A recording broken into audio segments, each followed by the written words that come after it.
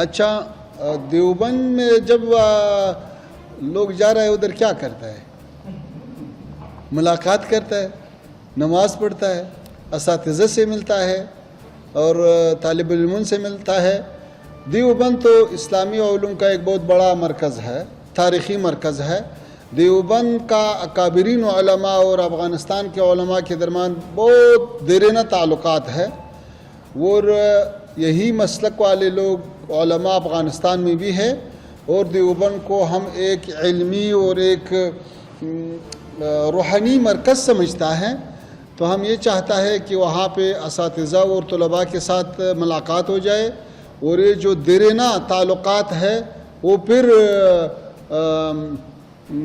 تازہ ہو جائے اور آنا جانا شروع ہو جائے۔ جیسا ہمارے طلباء یہاں پہ انجینئرنگ کے لیے آتا ہے، سائنس کے لیے آتا ہے اور علوم کے لیے آتا ہے، ایسے دینی علوم کے لیے بھی آتا ہے۔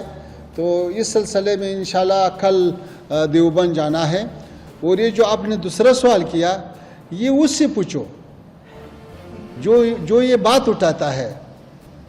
ہم تو اس کا قائل نہیں کہ افغانستان سے کسی کو خطرہ ہے یا کسی کو افغانستان سے امنیتی مشکل ہے۔